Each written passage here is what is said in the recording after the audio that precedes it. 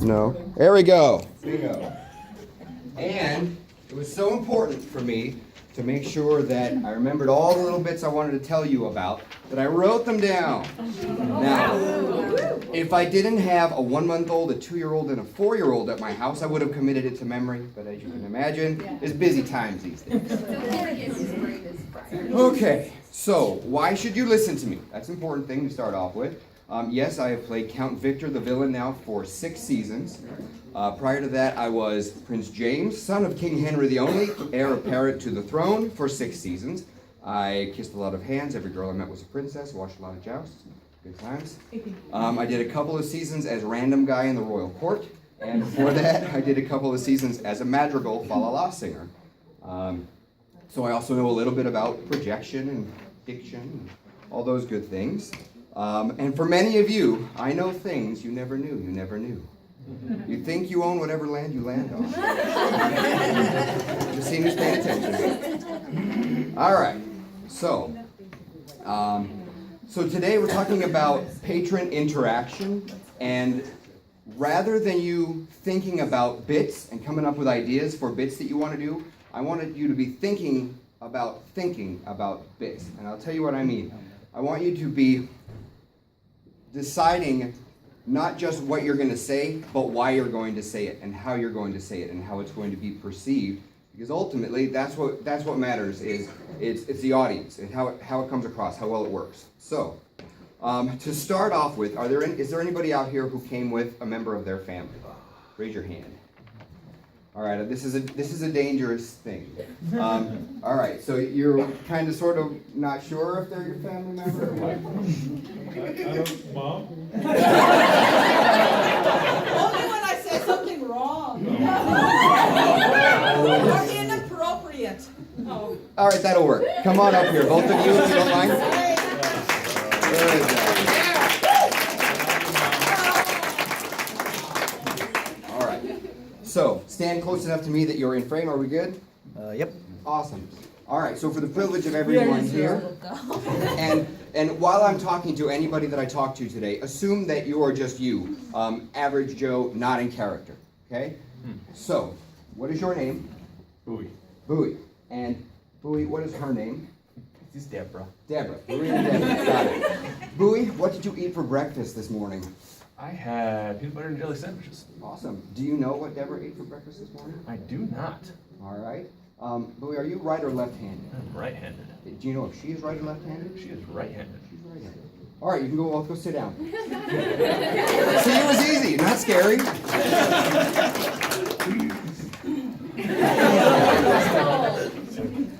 All right. So, Deborah, how many questions did I ask you personally? One, I believe. Well, actually, I asked you 2. I asked you who came here with a family member, and then I asked you how many questions did I ask you personally. But other than that, I talked to Bowie the whole time. So, how did you feel as I was talking to him? I didn't feel any way. You weren't scared or nervous. You were paying attention. It was cool that I was paying attention to him, even though I wasn't paying attention to you. You were in on it. Okay. So, and then for Bowie, let's see. How did you feel when I singled you out and talked to you in front of her? It's okay. You're cool. We're in a very friendly space right here. Yeah. Oh, she can do anything she wants. She's in charge. I just was like, you're way on the side. Yeah, like he was pointing and being all shy, like, and it's like, if you want him to move, be like. Yeah, flag me down. You're good. You were my co-pilot or co-director. Or Mikey just adjusted. There you go. Just moved. You're in charge. You are the director. Okay. So. Yes, I quit.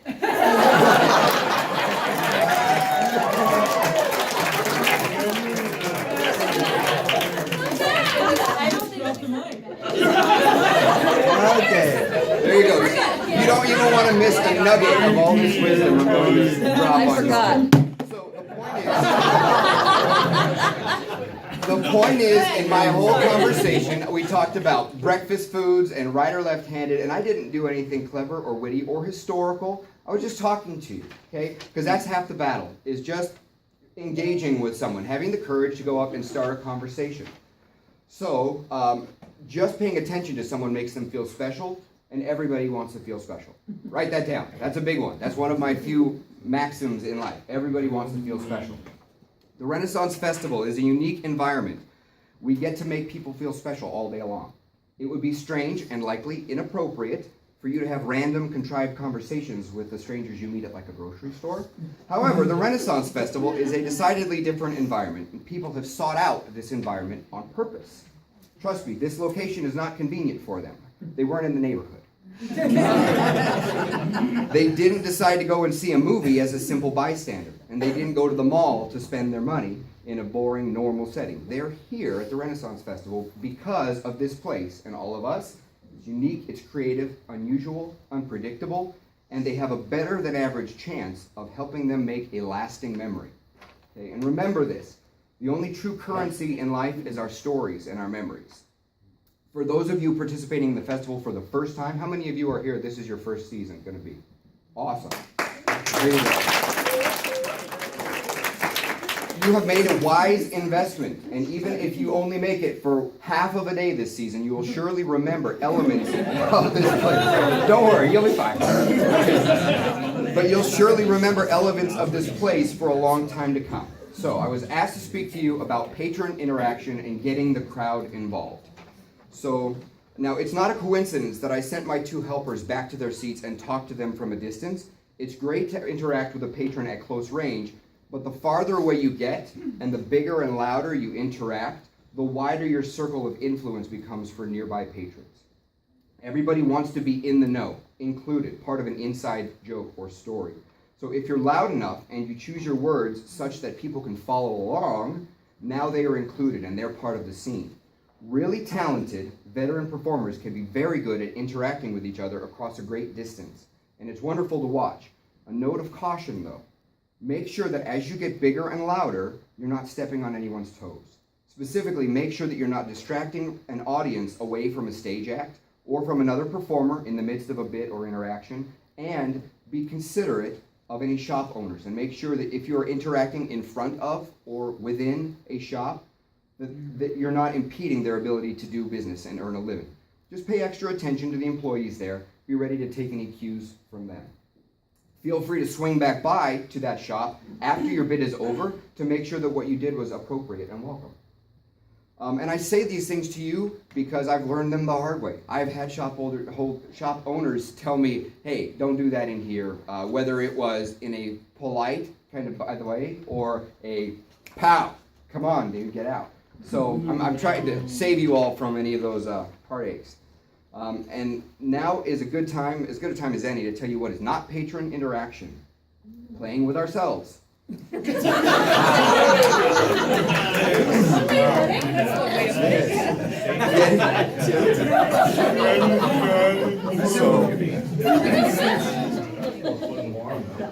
Getting lost. Steve, I don't even know what that hand gesture meant, but oh, that was what I thought you were like rock on playing with ourselves.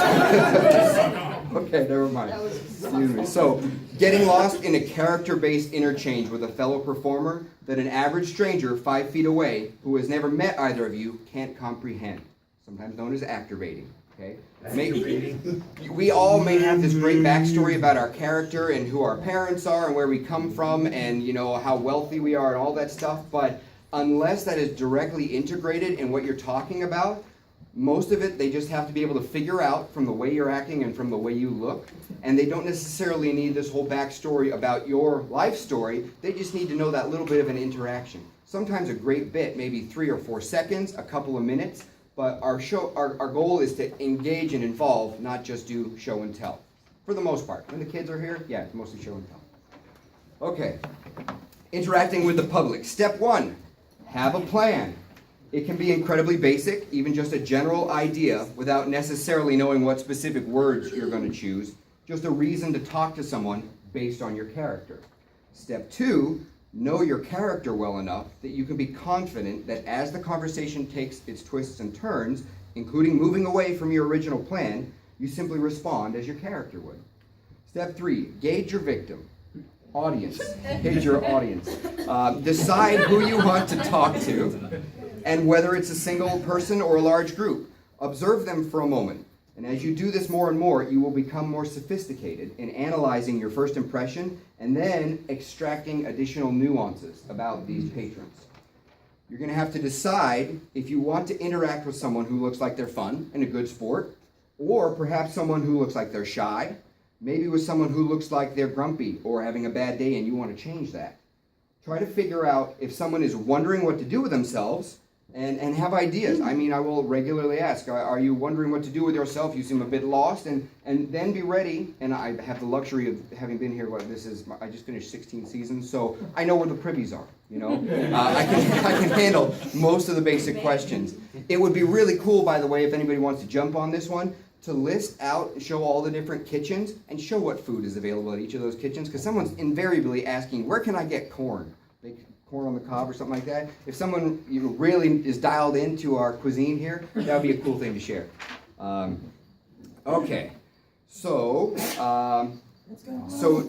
try to figure out if someone's wondering what to do with themselves or just waiting for someone in a privy. Do a little homework. Being a bit of a detective will help keep you out of unwanted or awkward situations, like someone who is breaking up with their significant other, or in the middle of a fight, or just got their feelings hurt. A little attention can go a long way as you decide who to interact with, your tone, and your approach. So also decide for yourself, are you comfortable talking to someone who is noticeably different from you and perhaps from the type of people that you usually associate with? Are you comfortable talking to someone who makes you nervous because of their style, their physical presence or appearance, any particular paraphernalia? So with safety in mind, obviously. Now, I have the luxury of not being too nervous about 99% of the people who are out there, the patrons. For example, I'm a bigger than average guy, and I can talk my way out of pretty much any situation, ranging from an overly affectionate, slightly drunk older woman in chainmail bikini to some revved up adrenaline junkies. I remember I've talked to a guy who was there and he took off his shirt and he's got swastikas and stuff on there. Okay, that's a tricky one. You have to think, am I going to talk to that guy? I decided to, because number one, I'm not afraid of this guy. I want to let him know that he doesn't intimidate me. And that's just kind of me coming out. But number two, still a person, still paid to get in here. So that's a judgment call for you. I was talking to some Army guys who had had a few beers, you can kind of tell, and they were really into this whole being a minion thing. And we talked about an evil plan, and mayhap we have to assassinate someone. The guy says, "You just give me 500 yards in line of sight."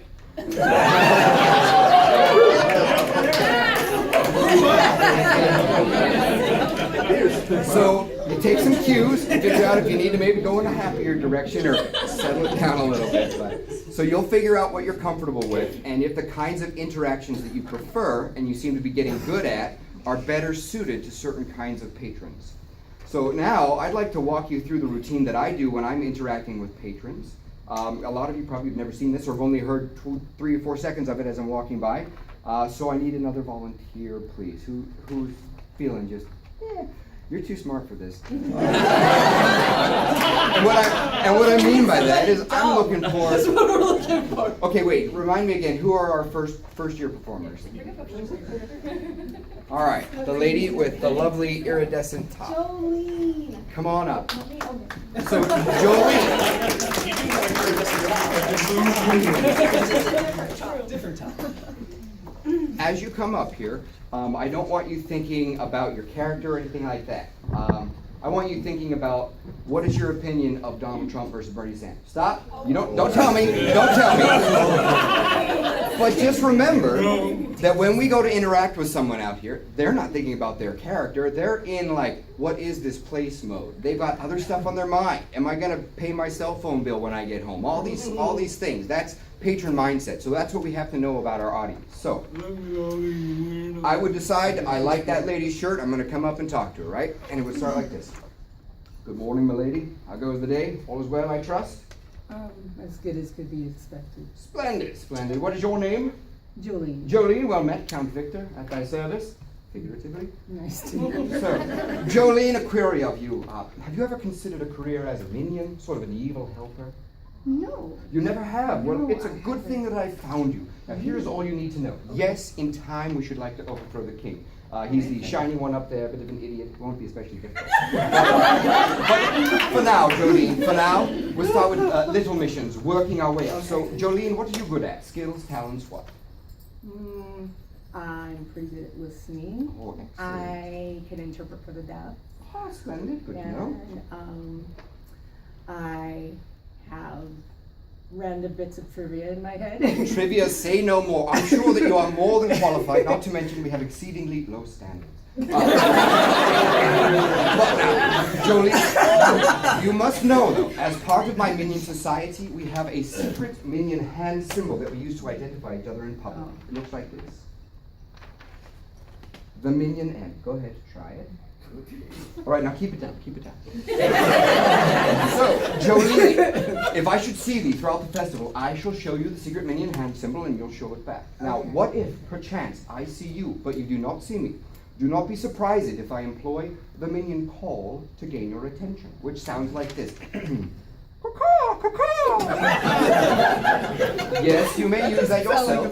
Oh, it's splendid, it works marvelously. Really? Yes, indeed. So, yes, you may use that yourself. So now you know the minion secret symbol, you know the call. The final thing which remains, now that you are officially part of my minion society, you must have your very own minion nickname.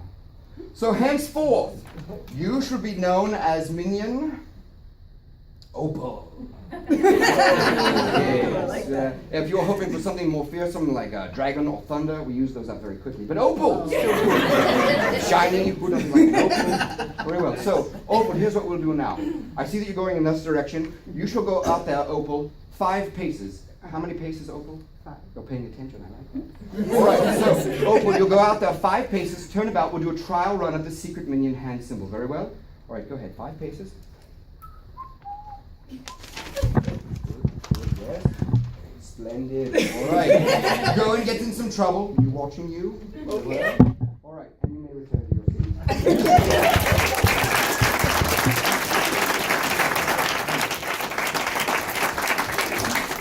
As you can imagine, I've done that literally hundreds of times.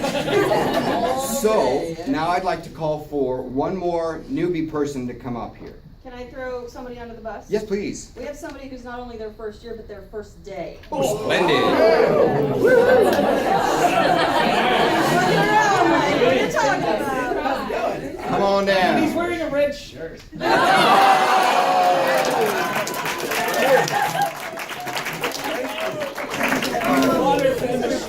This does not bode well for you, my lord. So, what I'm going to do, I'm going to repeat this, but I'm going to stop at every point through my interaction and tell you why I said what I said. All right. Good morrow, my lord. How goes the day? All is well, I trust? All is good. Splendid. Now, what I just did right there, basic interaction. I started off with just a couple of period words where we know, okay, this is different. This is not normal speak. Good morrow, my lord. Okay. I'm a big fan of, you don't have to know every single bit of Shakespeare to convey the scene of Renaissance. A few period appropriate words. My lord, God save you, blah, blah, blah. Changing your tempo of your voice, maybe even slowing it down a little bit. Accenting a certain syllable, like surprised. Okay, you don't have to get real hung up on the words that you're choosing. They're going to know your costume, a little bit of an accent, sound of your voice, you're into it. So, good morrow, my lord. How goes the day thus far? And then if they don't immediately answer, all is well, I trust. So giving them a chance to answer, guiding them a little bit, all is well. Sure, they can give me a basic, simple answer, right? Excellent. Well, what is thy name? Dustin. Dustin, well met, Count Victor, at thy service, figuratively. So, what we just did there, we know his name. If you're not aware, someone's favorite word in the whole English language is their own name. Find it, use it, know it, love it, right? Okay, we'll get back to that in a little bit. So, Dustin. Now I've introduced myself, Count Victor. We're still doing formalities. I've introduced myself. I've told him a little bit about my title, who I am. And I said, at your service. And then I said, figuratively speaking, which was a nice little way to say I'm being funny. This is going to be fun. And I'm cool. And I'm kind of too cool for you. So, all right. So, and then, depending on my audience, I don't want to put certain people over about age 30 or 35 on the spot. But for Dustin here, I would say, Dustin, a query of you. How old art thou? 22. 22, splendid, that's perfect. So, it's just a question to keep the interaction going. It's a simple question. If they don't answer right away, it's not a trick question, Dustin. So bringing them along. So we're learning a little bit more about them. And then I will always say, whatever their age is, my next answer is, that's perfect. Have you ever considered a career as a minion? Now I'm asking them yes or no questions. I'm guiding this, and I know where I'm going, whether they say yes or no. I'm not asking a bunch of open-ended questions where who knows where it's going to go, at least not for now. Now, just because I ask a closed-ended yes or no question doesn't mean they're going to answer with a yes or no answer. Sometimes people get weird or they're ready to go crazy, but most of the time, yes or no. So, have you ever considered a career as a minion? Sort of Yes, evil I helper? have. You have? I knew Yes. I needed to talk. So, here we got the enthusiastic yes answer, and my answer is, I knew I needed to talk to you, and then I go right into the next thing, regardless of yes or no. Here's what you need to know. Yes, in time we should like to overthrow the king. Fluffy man up there, bit of an idiot, shouldn't be especially difficult. All right? Now, I'm just, giving them some ideas. Obviously, we're a minion. What's our big thing about? There you go. But for now, Dustin, we're starting small. Little missions, working our way up. So, now we're building on why am I talking to him right now. So, Dustin, what are you good at? Stealing. Stealing. Yeah. Splendid. You look like a thief. It might be the beard. Thank you. I get that lost. Not many people notice. Well, oh yes. I pay very close attention to men's facial hair. Thank you. It always works. Very well. So he chose a great. I mean, he's playing along. He wants to be a Steeler. So you'll get people who will be like, "I'm not good at anything." Modesty, a splendid trait. Very well. Computer programming. You are a tactician. Very logical mind. I can work with that. Whatever they come up with, we'll find a way to wrap it in. If they've got nothing, tell me, are you a good liar? Oh, yeah. Well, if you're not, I couldn't tell. So, That's- as far as I can tell. Yeah. So, you're bringing them along. I pretty much know where we're going to go with this. So, yes, we can use you. So now that we've decided you're capable, not to mention we have exceedingly low standards. Always say it. And this is one thing that I should mention. I was going to put it in here at some point. You will hear some really cool, creative people out here saying really funny things. And it's a lot less funny if you already heard someone say it half an hour ago. So I would encourage you, if you hear something from someone else and you're like, man, that was cool, resist that initial temptation to be like, oh, I want to use that too. And if it really dials into your character, talk with the person who you heard saying that or using that as part of their bit, and find out, hey, do you mind if I borrow this? Or is there a way that we can work on this together? But mostly, if there's a reason, don't worry about it. If there's a reason why we thought that was a good bit, a good interaction, then just take one step higher and say, why was it good? Was it because of how they responded, some aspect of the patron or the character? Try and really figure out, why was it good? Get beyond I use these words because I like these words. Get the next step of, what made it a working happy bit. So now, as part of my minion society, you must know the minion secret hand symbol. So this is how we recognize each other in public. Honestly, it's a gang sign, guys. That's where I borrowed it from. I'm like, how could we do this? But it's tying into this idea that we all want to feel special. We want to be part of something that's ours and not everyone else's. We're unique. So this is like an inside thing. You've got a thing now, right? And I also have to be prepared. I've met plenty of people who don't have two working arms. So it becomes the minion M or whatever. You won't know to do that until you have to figure that out.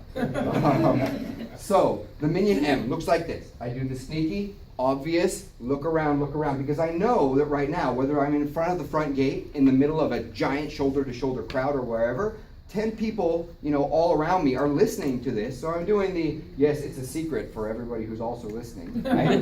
We show them the secret minion M. Go ahead, give it a try. Now you know what I'm doing right here? Good, excellent, right. Bear with me for a second. I'm doing this slow, subtle head nod, psychological. It gets people to go along. People are on the fence are like, do I want to really? Okay, yes, I will. All right. So, if I need to, if it's a part, I will do the same interaction. Bear in mind, whether I'm talking to one person or a group of 20, it's the same interaction because I'm picking out one. And as we demonstrated earlier, if you're talking to one person of a group, everybody else is cool with it. They're involved kind of too. They're feeling some of that special. All right, but I'm still primarily in my bit talking to this one person. So, the minion M. Now, if there are other people, especially if they're like in a playful kind of funny mode, so, all right, show me the minion M. Good, straight fingers. Yeah, now it's not this. It's not the puppy dog. That's not Okay. it. Not that. Okay. So just little things, little fun ways to keep it going. If you feel like that's the way the mood is going. All right, now keep it down, keep it down. Gives everyone a chance to say, yes, we're being sneaky, we're being sneaky. It's a funny thing. So, the secret minion hand symbol. Now what if perchance I see you, but you do not see me? Do not be surprised, Ed. Surprise, Ed. If I should use the minion call to gain your attention, which sounds like this. Good query, good query. You're paying attention, I like that. So, minion call, caw-caw, caw-caw. Not a coincidence. People have heard that. That's like a comedy cartoon thing. That's what they do to get in touch. But it tells them we're being silly, but it's kind of theoretical. You make an animal sound, get each other's attention, and after this many years, I can hear the minion call like 200 yards away, no doubt. And for those of you who know me, don't mess with me. I will be looking. All right, so we do the minion call, and go ahead, give it a try. Excellent.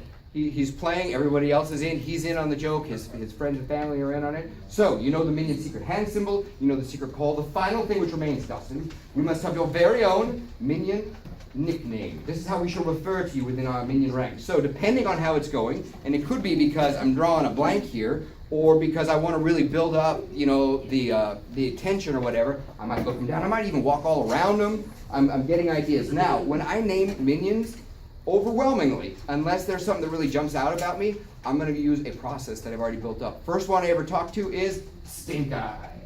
Unless perchance that person just screams one of my other standard go-to. If they are really white and pasty and need like SPF 8000, okay, Flounder. I don't know why. They're white, and I will remember them, okay? If they have a scraggly beard that looks itchy, right? I have been known to go along in themes like gemstones, animals, cheeses, whatever. You're wearing red. Maybe I already used itchy and stink eye. You shall be known as Scarlet. Don't worry, it's not a girly name. So that is my trick, and that way when I see somebody later on in the day, super cool validation of them, I'm like, Scarlet. So if you've been getting into trouble today, I remembered them. How cool is that? But I'm using this memory technique based on something visual that will help me kind of get back there. Now he doesn't need to know that there are 6 other Scarlets walking around right now. And I'm already ready in case they ever meet each other. I'm like, I'm Scarlet, you're Scarlet. Yes, well, it's part of my master plan so that when we move into phase 2, you'll all be bunking together. So, Scarlet, splendid. All right, so Scarlet, here's what we shall do. You go out now, you go out 5 paces. How many paces, Scarlet? 5. Yes, splendid. You're paying attention. I like that. Now, I've used his name several times now. It's building in, we're becoming familiar. And now it's his next step to do something. So go ahead, do your 5 paces. Now, people are still watching me and watching him, so I might do the twiddling thumbs, do my finger thing, turn around, pow. Minion symbol, splendid. Whatever else, kind of like, okay, send you on your way, very well.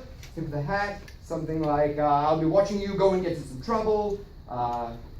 Whatever has come up. Now, depending on what season you caught me, I might do something else. Come back here and I'll show you some of my options that I've gone to.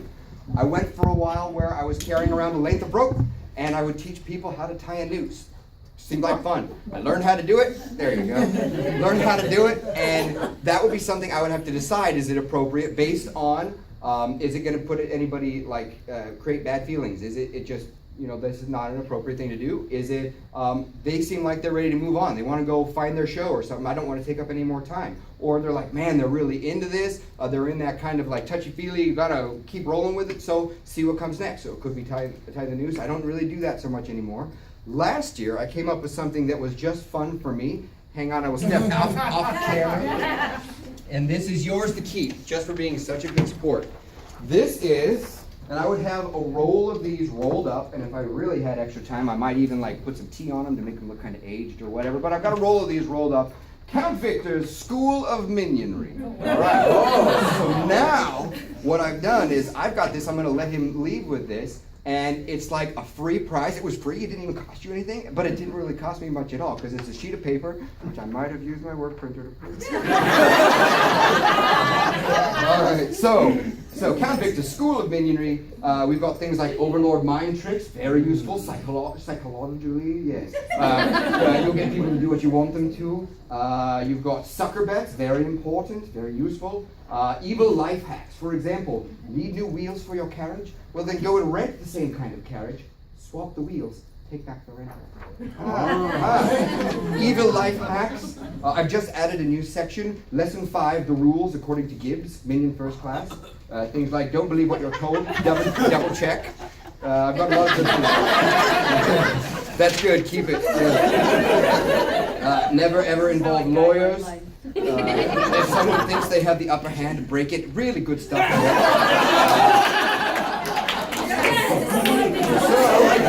I've got on here a little open forum, share your evil insights, most deplorable moments, etc. Like once I was driving too fast on snow, spun out, scraped the bumper and the fender, but because I hit a deer, it was a comprehensive insurance claim, not a collision. So you know, all kinds of good things to know. And now, you know, borderline here, but I've got a QR code, thanks to Leon Bob Noel, wherever he is. Oh my God, Kevin. Which directs them to the Count Victor the Villain Facebook page. They can post. I used to have a QR code stuck under my hat too. They can post their evil life hacks. I post beautiful like minion ponderings and things. Here's a recent one.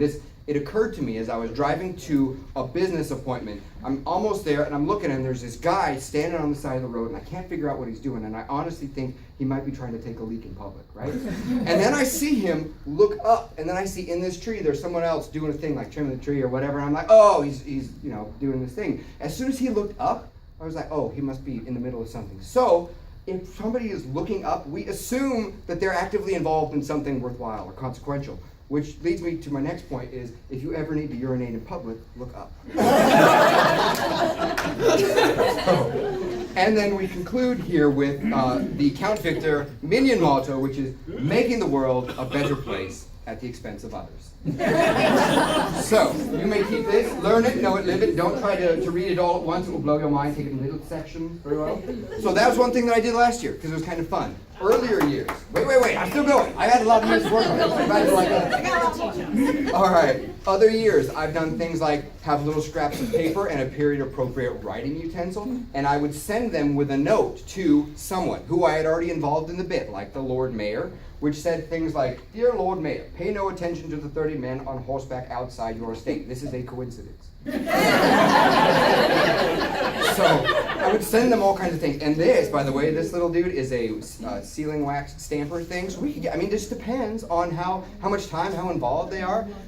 You're always finding the balance of quality over quantity. I can do, you know, a whole bunch of 20-second interactions or something, or I can do 10 or 12 minutes with some people who are really digging it. And you know, they may come back and find me 3 years later or something like that. So I would do the writing utensils, writing instrument, sending notes. I would do a really cool thing a year or two ago, because again, it's always with the idea of how is this playing with the person? Does it make them feel special? Are they engaged? Is it giving them something fun to do in addition to all the other great stuff out there? And sometimes I honestly like struggle with myself. Am I as good of an entertainment value right now as if they were to go and watch Dead Bob or something like that? And I don't want to deny them of that. So, you know, find a way to help them move on their way. So the other thing that I did recently is I worked out with a member of the Lord Mayor's Court, because it's stable and they're always there, and this person was pretty much always there, to be Special Minion Mantis. It was a young lady, about 20-ish, brown hair, red dress, scarlet dress with the feathery things, the poofy feathery things. And so, Lord, if you can go and find this Minion Mantis, you shall go show her the secret minion symbol, and she shall reveal to you a code word. It is a 6-syllable word. Now remember that, and if you find me later on within our festival, I shall give you a reward. So now I've given them a little something to go and try to do, and as coincidentally, the Lord Mayor's Pavilion is right inside, right? So they go in, they find her. Minion Mantis would have told them that the minion's secret code word was deniability. So He finds me later and he says, Deniability. "Ah, well done, well remembered, and you shall have your reward. And your reward is this. It is not something tangible. It's far more valuable. You see, it is a piece of advice that will serve you very well in life, which is always get it in writing." So, once again, they're in. It's a joke. We've had some fun. It didn't cost me anything. I didn't have to make a crafty little thing. But it's just a fun kind of way to interact. So yes. Since you said always get on writing, Mhm. would you tell me what this is? Well, you'll have to go in and speak with my henchman. Yes, he's the interpreter of all things. He drafts all- I'm more of an overseer. I don't get involved in the little things. Okay. Very well. You're gonna be my minion then. And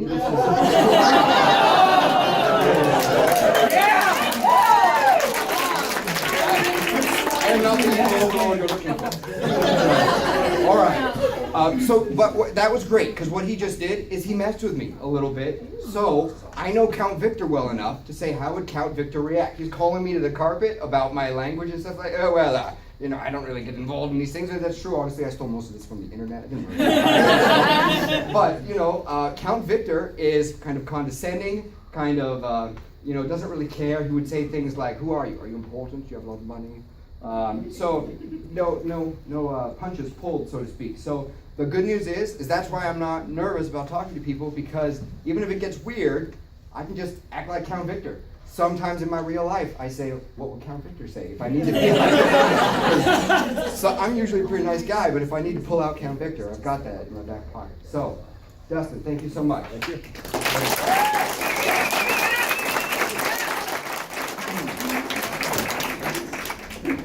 All right, let me see. Where did I get to? Pretty sure that dude is hired. All right. Okay,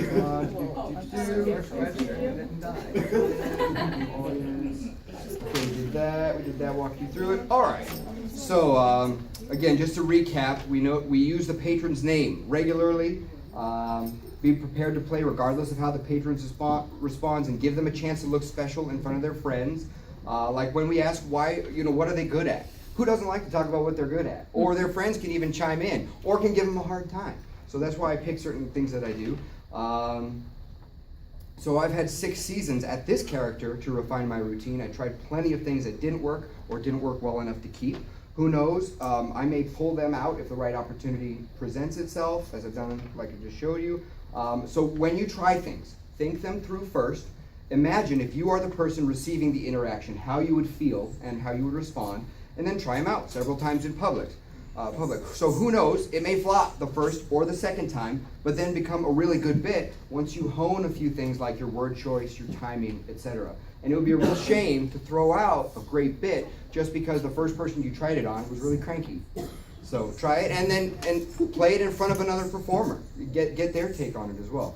So most of all, performing at the Renaissance Festival is the easiest and the most fun when you get to be yourself in character. If you're happy, you could be a happy character. If you're grumpy, be the delightfully snarky, grumpy character. So long as everyone can tell that you're playing and not being mean.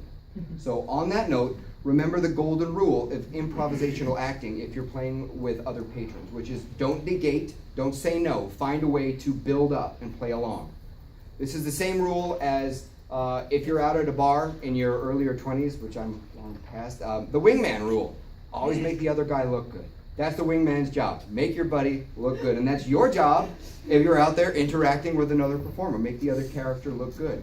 Avoid the temptation to look witty or cut someone down to build yourself up. You can play with others in a competitive, even combative way, so long as both of you understand that when you walk backstage, you're friends, and you can discuss the interaction and how to make it even better next time. One little note, given the audience, where does the king keep his armies? In his sleeveys. In his sleeveys. All right, now if I had said, Lord Russell, where does the king keep his armies? What would you say? Where does the king keep his armies? Thank you, that's why you're good, because he didn't answer. It's my bit, he's playing along. And whether I know the answer to the joke or not, what he did is he set it back, so now everybody within 10, 15 feet, they're in on it too, in case they missed the first thing I said. So La la la joke? I don't know. Why did the king go to Vermont? I don't know. Okay. So that's a great way to do it. Know it by heart. Yes. So, and Steve Ramsey is a great example of this. When he's out there as the Russians and Count Victor rarely get along, but it's super fun because we have some ideas about, how to spar with each other, but we've also kind of seen where it's gone in the past. We know what the other person's capabilities are, what they got in their wheelhouse. So when we interact, we can do it big, we can draw a crowd, and then we can kind of have that little mutual understanding like, yep, that was it, let's go. Unseen, unspoken, just, we kind of get it. Okay, so think about things like whether you intend to walk up to someone who is standing still or walk to someone who is already walking, and whether you want to accompany them or stop them for your interaction. Okay, and again, some good observation skills and detective work could save you from stopping someone who needed a potty break 5 minutes ago or has had one too many Guinness beers. So pay some attention and then just think about it. Are they walking fast? Do they have a map in hand and they know where they're going? Okay, great. Do your thing. There's somebody else who may be a better interaction. Or you may have a splendid way to say, that guy's in a hurry. Get out of the way. I'm using my cape to make a path. Whatever you want. But have thought about the person who you're going to interact with and just be sensitive to where they are at that moment. All right. Be courageous in your bits and routines. Take the time to develop and refine them. If you see someone doing a great interaction, a character, be sure to let them know. Everyone needs encouragement, and you might help them improve their character. Don't be afraid to give other people suggestions if you think you can help them be better. But of course, be tactful and be grateful if someone is offering you suggestions or advice. You can decide to be polite and appreciative, even if you're going to absolutely ignore the ridiculous suggestions that idiot just spewed from his dumb hole. Sorry, settle down there, Victor. So, if you see a natural fit for a bit between yourself and another character, talk with them beforehand and then try it in public. Most of the time. If you feel like you're confident, you know what you're doing, and they know what you're doing and all that stuff, yeah, you can probably get away with it. But if you're new and they're kind of new, you're going to do yourself a little favor. It's going to probably go better if you have a little bit of a game plan working between them. You don't have to sort out your exact wording. Just make sure you're both on the same page for the concept, and make sure the audience will understand and appreciate it most of all. I mean, it's great if you say something and it's really funny between the two of you, but the other people are like, okay, whatever, if the audience doesn't really get it. So make sure that you've staged it and set it up so that random Joe, who doesn't know anything about you, can still follow along and be on the inside. And I don't know if it's necessarily exactly customer interaction, but if you've never heard the term LOTC, this was taught to me by a guy named Ron Krowitz, who is a longtime veteran performer from multiple fairs, and he would say that LOTC is what you can tell about someone from 10 or 15 feet away. If someone's got a poofy hat and flour all over himself and a rolling pin hanging from him, probably a baker. That's great LOTC. Okay? Not only performers have LOTC. The patrons themselves have things they will tell you about themselves. They're the diehard Steelers fan, or whatever else they've got going on. So things that you can work into your bit might be what you notice about them, what you can kind of expect, assume, given its dangers, but based on what you see and what you can figure out about that person in just a few seconds or a little longer if you've got the time to kind of sit back and figure them out for a second and then figure out your plan of attack. So in closing, how many of you here were already part of my minion crew? Yes, some. Yes. We've got some. So you are all now officially included into my ranks. Don't be surprised if sometime soon I ask you for a favor. And that's pretty much what I prepared for you today. And I'm happy to entertain questions if you have them about Count Victor, about things that went wrong or whatever. Yes. What are the things that have failed the most? Things that have failed. Boy, sometimes when you go in with the assumption of where something's going, like in what direction that conversation's going to go, and then it doesn't, you could get stuck. So either have thought about where it could go, or be so comfortable in your character that you're just going to be able to roll with it. But if you try and start an interaction where you've already figured out in your mind exactly where it's going to go, then you're probably not listening to the other person very well. That could be a good recipe for disaster. Yeah, question. When you're developing new bits, does time of the day ever make a difference? Oh yeah, definitely. I would do things like we're all going to meet in front of the local yokels at 3:33 because at that point the king is walking from there to the joust or whatever time it was, and then we'd all have like an onslaught of assault, verbal, whatever. We'd all make fun of the king at the same time. So yeah, time of day. Now you also have to remember that when people show up in the morning, they're excited, they're fresher toward the end, they may be drunk, they may be tired, they may be wondering how many dollars they just happened to spend. So yeah, time of day for sure. Even if it's just as simple as knowing what time it is approximately and knowing based on where you are, what acts are nearby at that time. So if you're starting to talk with somebody, I see that you have your map out. Are you seeking something? Are you in search of mayhap music or comedy, adventure, feasting? What are you looking for? But have some ideas that, okay, we've got Dead Bob over there, or there's turkey legs or Startup somewhere. Exactly. So have some ideas, and that's a good based on time of day. We don't usually have to worry too much about light or dark. We have to worry a little bit about hot or cold. For me personally, I'm always usually overdressed, but pay attention to the people.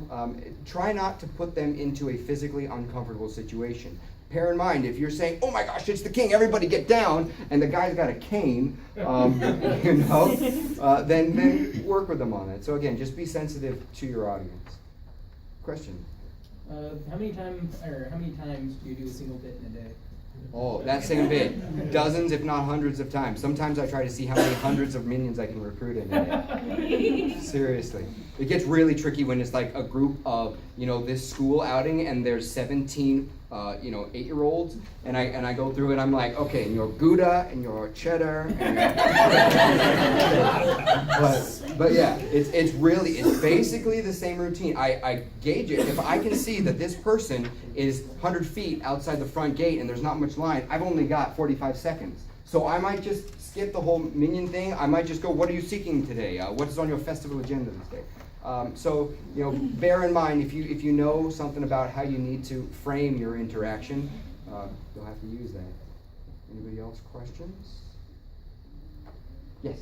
Do you actually have a number of how many minions you recruited in a day? It escapes me, but I would lie.